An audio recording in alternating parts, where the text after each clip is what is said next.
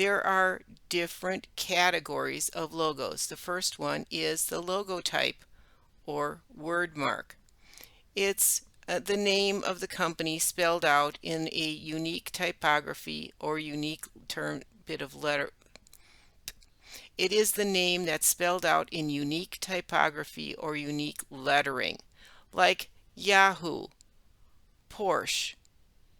Look at these different logo types or word marks. They stand alone.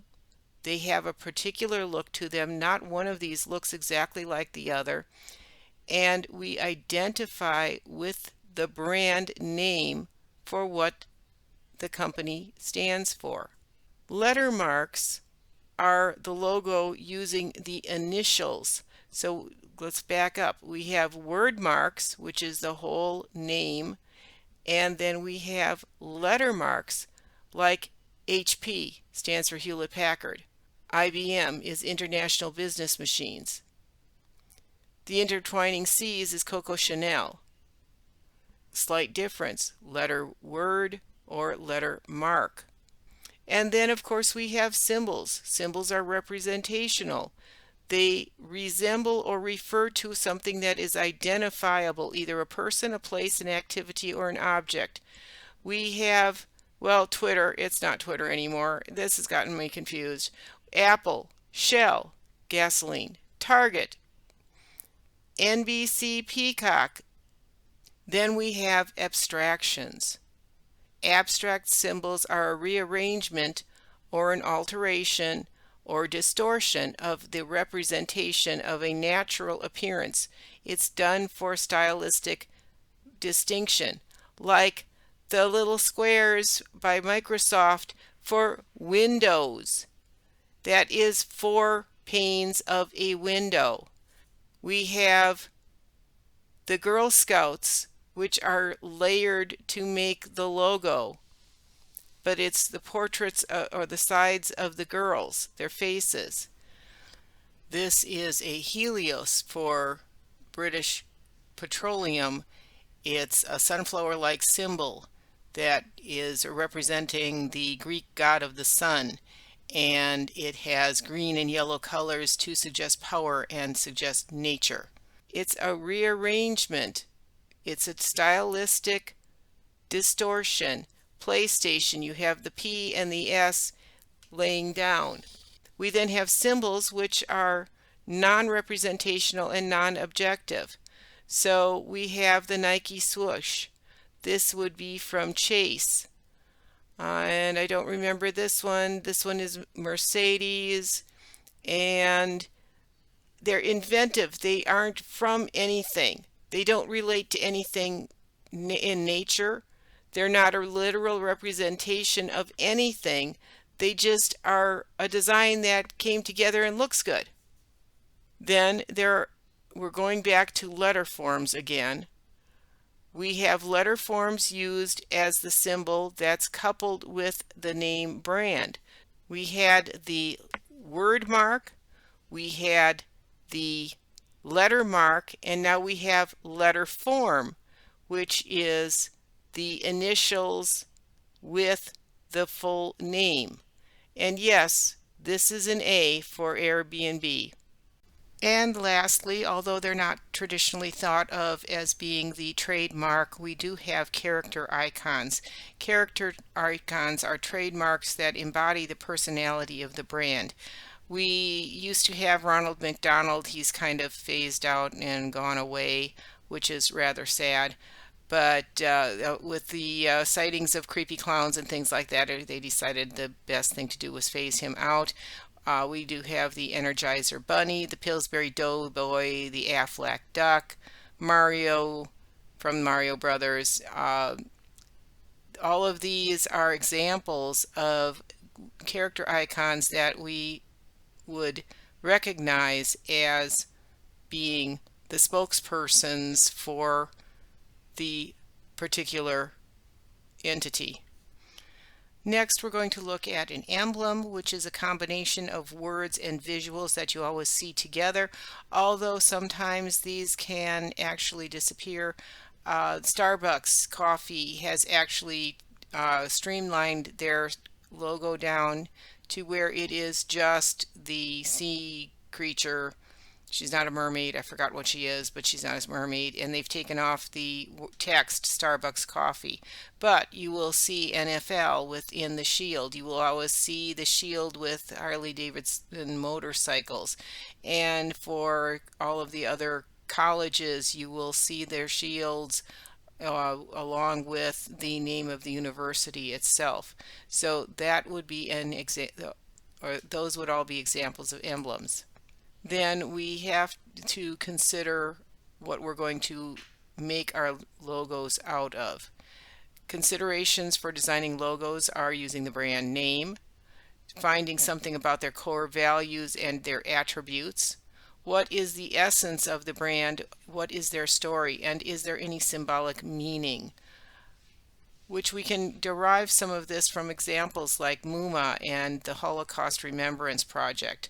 Sometimes the name is absolutely enough, like Summit, 1 laptop per child. It says it all. Maybe consider the principles that guide the entity, such as that example for MUMA. MUMA is a creative arts cafe in New York. They created a space for parents, quote, this is quoting, children and friends to connect, create, discover, and nourish. The brand essence is the fundamental characteristics expressed in the core concept. Disney is family fun. The story is who you are and what you offer. Symbolic meaning is based on the logo historically, so like the Holocaust Remembrance Project. The triangles are actually referring to the triangle badges which were color-coded to identify prisoners. Red were political prisoners, including the Poles, the Czechs, and the members of the armed forces.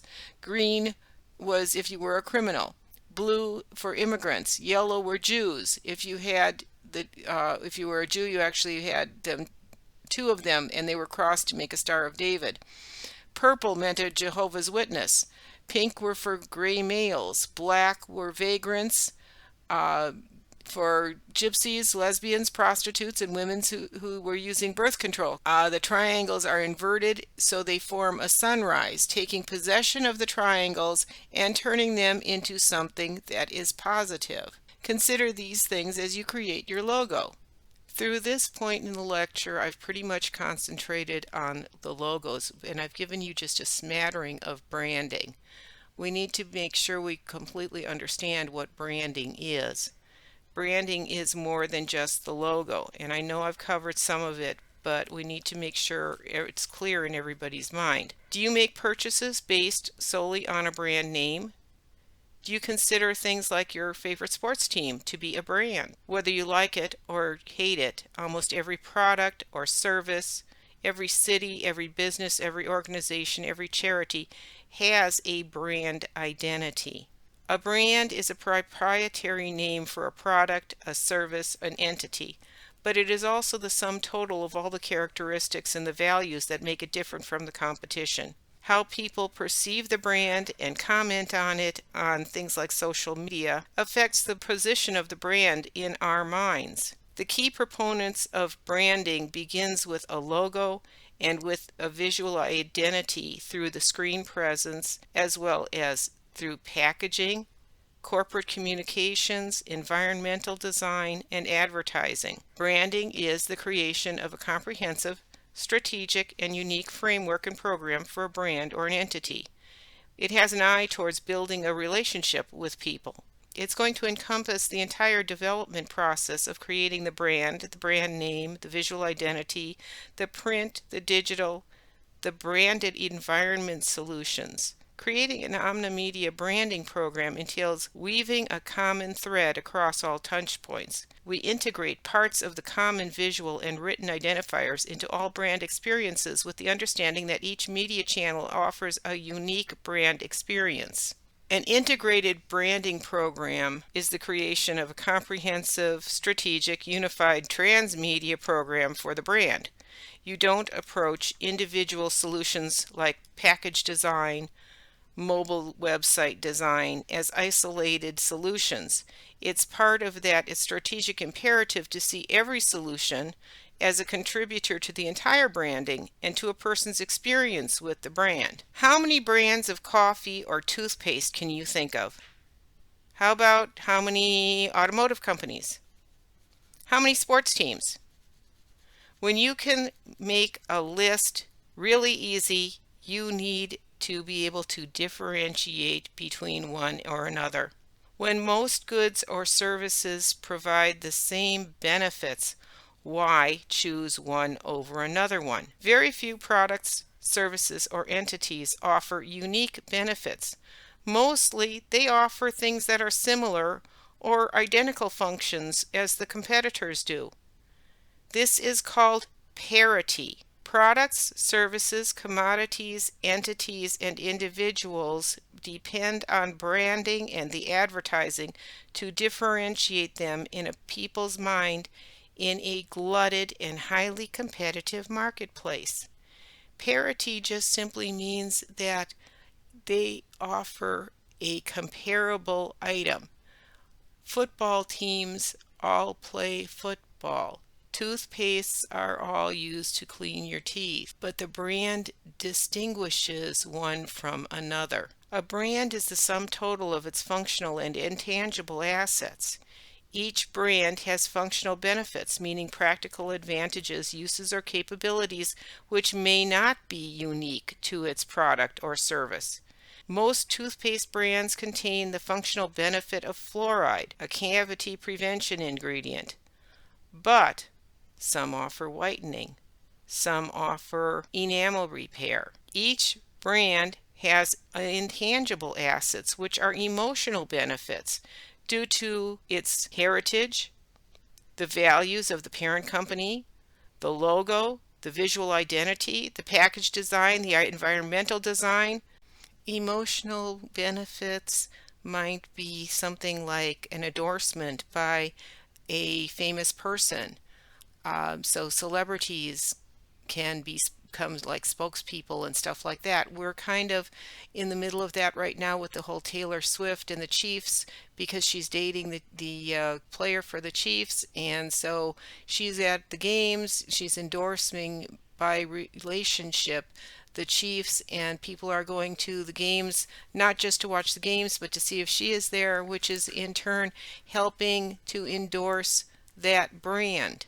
Two main ways of differentiating between a brand is going to be the brand name, the proprietary name, and the tagline.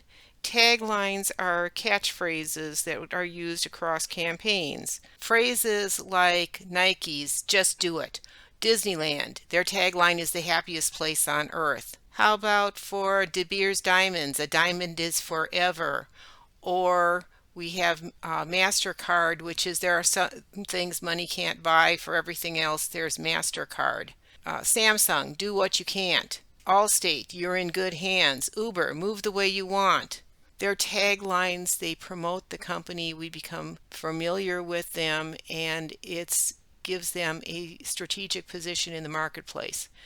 The main visual identifier is, of course, the logo. But a brand, as quoted here, a brand is not one thing. It's not just a logo or a package. It's a complex set of visual, verbal, and experiential cues supported by media messages.